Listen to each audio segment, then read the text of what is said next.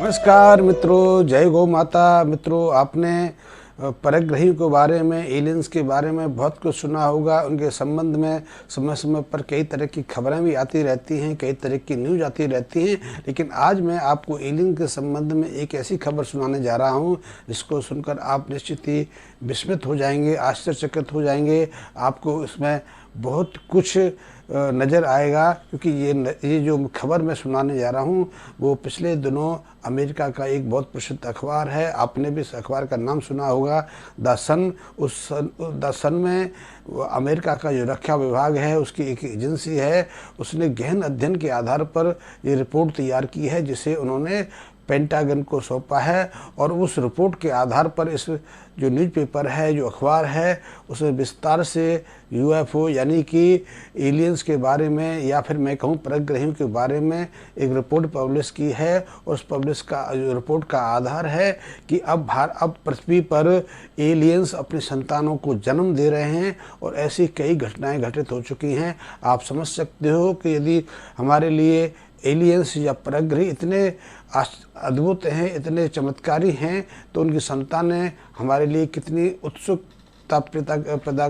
करने वाली घटना होगी। और वो ऐसे कई बच्चे जन्म ले चुके हैं। यद्यपि रिपोर्ट्स में उस बात को तक खुलासा नहीं किया गया है कि जो परग्रही हैं या एलियंस हैं, उनकी संतानें कहाँ जन्म हुई या किनके गर्भ से उन्होंने जन्म लिया। लेकिन निश्चित है उन्होंने इस पर गहन अध्ययन किया है और गहन अध्ययन रिपोर्ट को उन्होंने पेंटागन को सौंपा है। करीब 1500 पेज की रिपोर्ट है।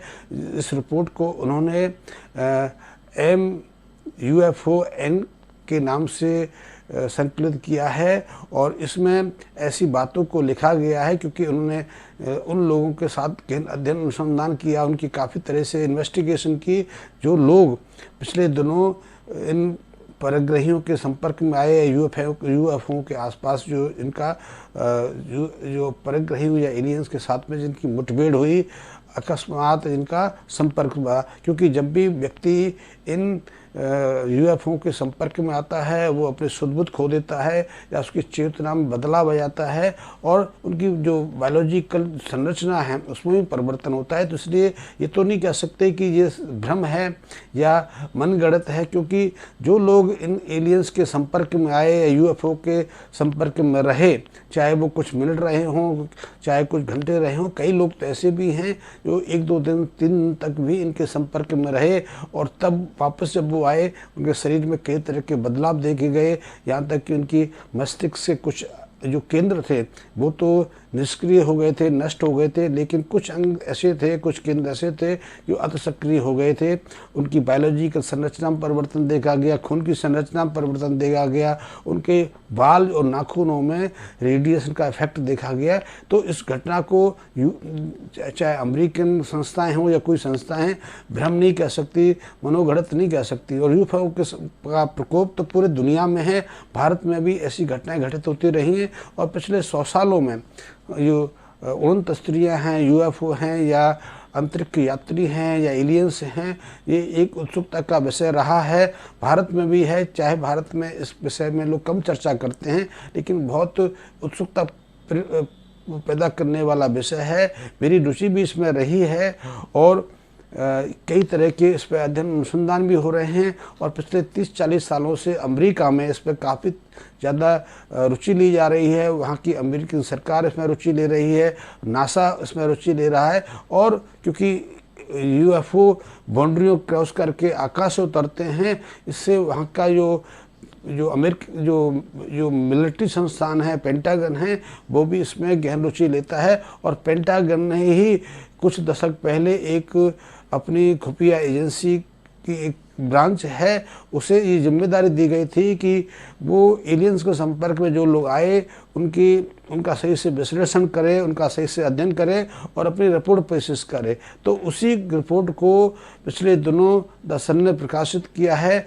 उसका मोटा मोटा जो विश्लेषण है वो यही है कि जो लोग इन परग्रहियों के या एलियंस के संपर्क में आते हैं, जिन लोगों की इनके साथ मुठभेड़ होती है, उनकी मानसिक और शारीरिक अवस्था तो बदलती है, लेकिन जो स्त्रियां इनके संपर्क में आती हैं उनके साथ ये एलियंस जो हैं वो शारीरिक संबंध भी स्थापित करते हैं और इनमें से कुछ स्त्रियां गर्भवती भी देखी गई थी, उन गर्भावस्था में पाई गई थी और उन्हीं स्त्रियों ने आगे चल के अपनी संतान को जन्म दिया, जिन्हें आज हम एलियंस की संतान के रूप में चिन्हित करते हैं। और ऐसे कई बच्चे पृथ्वी पर जन्म ले चुके हैं। ऐसी 5 घटनाओं का जिक्र तो उन्होंने इस अपनी रिपोर्ट में किया है। तो ये हमारे लिए एक चेतावनी है, हमारे लिए एक उत्सुकता का विषय है, क्योंकि ऐसा अनुमान लगाया जा रहा है, चाहे वो नासा में रहा हो या अमेरिकन वैज्ञानिक संस्थानों में रहा हो या पश्चिम में कई जगह रहा हो, क्योंकि जब से मानव का इन अंतरिक्ष के यात्रियों के साथ संपर्क स्थापित हुआ है, उन क्षेत्रों में अचानक वैज्ञानिक जो खोजें हुई हैं उनमें बहुत तेज़ी आई है। और इतनी तेज़ी आई है कि जितनी पिछले हज़ारों सालों में वैज्ञानिक अनुसंधान हुए हैं वो कुछ करस्पा नहीं कर पाए, क्योंकि कंप्यूटर साइंस का जो कंप्यूटर साइंस है, मोबाइल साइंस है, अंतरिक्ष विज्ञान है या कई तरह की और भी कई खोजें हैं, वो अनायास उन क्षेत्रों में देखी गई यहाँ आसपास एलियंस ज़्यादा सक्रिय हुए थे। भारत में भी करीब 30 साल पहले मथुरा के आसपास भी 1-2 घटनाएं एलियंस की हुई थी। इनकी जिक्र उस समय के अखबारों में उस के लोगों में रहा था, लेकिन हमने इस बात को मनगढ़ंत या एक अंधविश्वास समझ के छोड़ दिया। लेकिन भारत में भी घटनाएं होती रहती हैं। कुछ दिन पहले हमने सुना था कि लद्दाख के आसपास भी उड़न तस्करियाँ देखी गई हैं, यूएफओ देखे गए हैं और नॉर्थ ईस्ट में भी कभी कभी ऐसी घटनाएं घट जाती हैं। तो यूएफओ एक विस्तृत विषय है, इनके संबंध में मैं आगे फिर विस्तार पूर्वक बताऊंगा। लेकिन आज मैंने एक घटना का जिक्र किया जो द सन में प्रकाशित हुई है और द सन की रिपोर्ट है कि पृथ्वी पर एलियंस की संतान के रूप में कुछ लोगों ने जन्म लिया है। उनके ऊपर खैर अमेरिकन सरकार का नियंत्रण है, अमेरिकन सरकार उन बच्चों को का पालन पोषण कर रही है, उनका अध्ययन कर रही है।